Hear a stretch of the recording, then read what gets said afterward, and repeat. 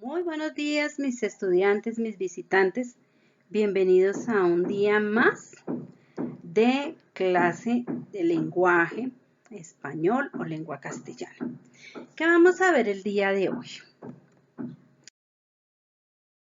Vamos a ver el montaje teatral.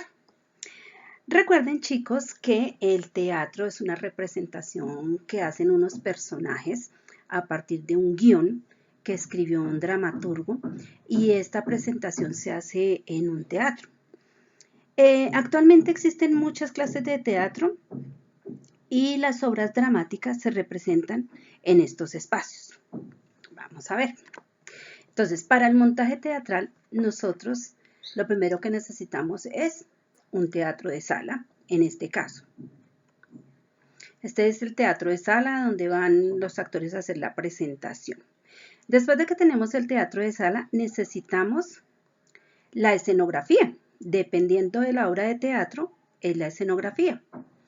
Esta escenografía nos está remontando a una sala un poco antigua. Seguimos. Necesitamos también el vestuario para los actores. El vestuario siempre tiene que estar acorde con la época en que se está presentando la obra.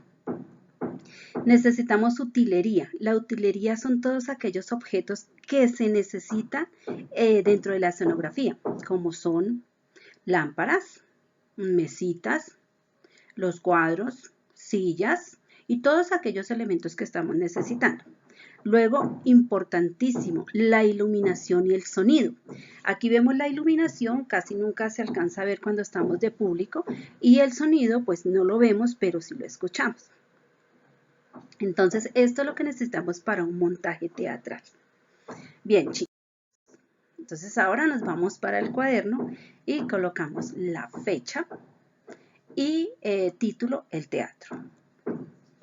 Las historias creadas para ser contadas sobre un escenario comprenden el género teatral o dramático. El origen del teatro se remonta a los ritos griegos en los que se realizaban danzas, cantos y mímicas. Este género está compuesto por dos elementos fundamentales: el texto dramático o guión y la representación teatral en el escenario. El texto dramático o guión son historias con un inicio, un nudo y un desenlace. En el nudo siempre será un conflicto dramático, una situación problemática que debe ser resuelta por los personajes. Entonces tenemos acá, en el género narrativo, o sea, en el cuento, en la fábula y en todos estos géneros narrativos, tiene un inicio, tiene un nudo y un desenlace.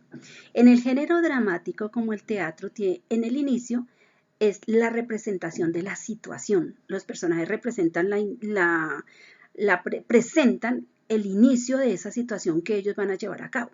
Luego viene el conflicto dramático y luego viene el desenlace o el final.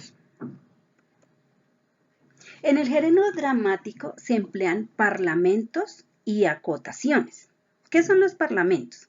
Son las palabras que los personajes dicen en el escenario o los diálogos.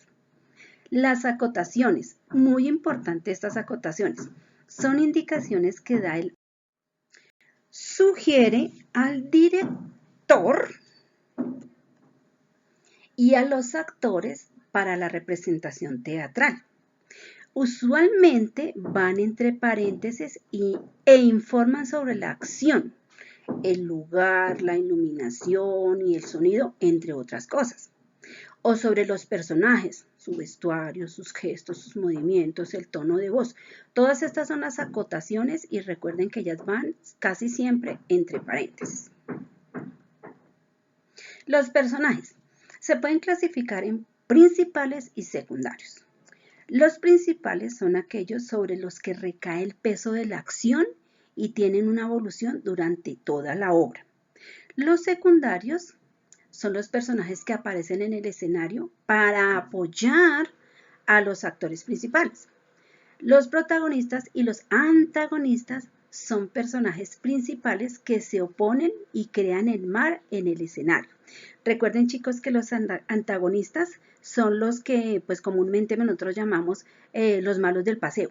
el antagonista siempre es el que es el malo de la obra o de lo que esté pasando en el teatro. Bueno, bien, hasta acá llegamos en esta teoría. Luego vamos al taller. En el módulo cuarto periodo de español, leer el guión teatral, Una zorra muy tramposa, y resaltar las acotaciones que se encuentren allí. Cogemos un resaltador y vamos a resaltar únicamente las acotaciones. Recuerden que las acotaciones generalmente están entre paréntesis. Segundo, realiza el dibujo de la escenografía, la utilería y los personajes de la obra. Una zorra muy tramposa. Entonces, como ustedes ya han leído la obra, entonces van a hacer, puede ser en un octavo cartulina o si no tienen en el cuaderno, lo pueden hacer. Vamos a hacer esa escenografía. ¿Cuál sería la escenografía que necesitamos? Recuerden que dentro de la escenografía va la utilería y los personajes deben estar con un vestuario apropiado. Recuerden dibujar la iluminación. Bueno, el sonido es difícil de dibujar, pero también pueden hacer un parlantico pequeño para que me muestren cuáles son los elementos que se utilizan allí. Bueno, eso es todo por esta semana. Entonces, que les vaya muy bien y un abracito.